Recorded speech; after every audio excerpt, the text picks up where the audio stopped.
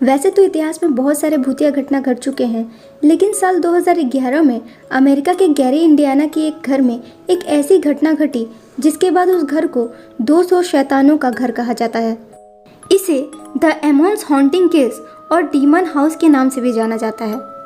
साल 2011 के नवंबर महीने में लटोया एमोन्स नामक एक औरत ने अपनी मां रोजा कैम्पबेल और उनके 3 बच्चे जिनकी उम्र 7, 9 और 12 वर्ष थी, उनके साथ अमेरिका के एक घर में रहने जाती है जो गैरी इंडियाना में स्थित था।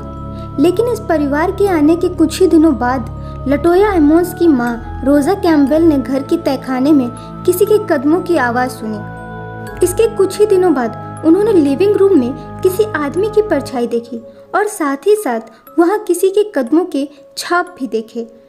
इसके बाद फैमिली के हर सदस्य के साथ कोई ना कोई भूतिया घटना होना शुरू हो गई। एक दिन जब लटोया एमोन्स की 12 वर्षीय बेटी अपने कमरे में अपने एक दोस्त के साथ सो रही थी, उस समय अचानक वो हवा में तैरने लगी और जब उसे होश आया तो उसे कुछ याद ही नहीं था।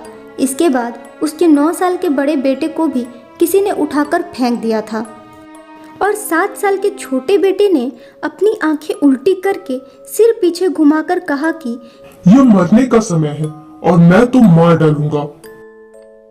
ये सब घटना को देखकर परिवार सबसे पहले एक डॉक्टर के पास पहुंचा। वहां उनकी बातें सुनकर डॉक्टर ने पहले पुलिस को बुलाया। पुलिस के आने के बाद बच्चों को अस्पताल ले जाया गया, लेकिन जांच में कुछ भी सामने नहीं आया। इसके बाद डिपार्टमेंट ऑफ चाइल्ड सर्विसेज ने उन्हें संपर्क किया और मां को बच्चों पर ध्यान देने की सलाह दी। लेकिन फिर एक दिन न्यूयॉर्क डेली न्यूज़ जैसे आउटलेट ने बताया कि डीसीएस के कर्मचारियों ने सबसे छोटे लड़के को दीवार पर पीछे की ओर चलते हुए देखा। फिर 37 वर्षीय पुलिस कप्तान चार्ल्स ऑस्टिन उनके घर पहुंचे और उन्होंने भी माना कि घर में पैरानॉर्मल गतिविधियां हुई हैं। पूरी घटना को देखते हुए परिवार ने भूत भगाने के लिए एक प्रीस्ट माइकल मैगेनॉट को बुलाया।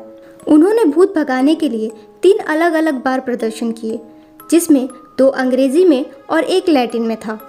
सब कुछ होने के बाद लटोया एमोन्स अपने पूरे परिवार के साथ उस घर को छोड़कर हमेशा हमेशा के लिए चली गई और बाद में जैक बेगिंस नाम के एक पैरानॉर्मल इन्वेस्टिगेटर ने इस घर को खरीद लिया।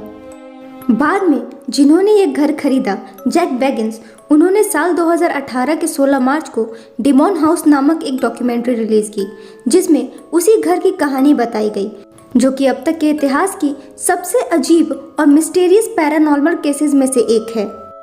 ये था आज का एपिसोड। आपको आज का एपिसोड कैसा लगा मुझे कमेंट्स में ज़रूर बताइएगा।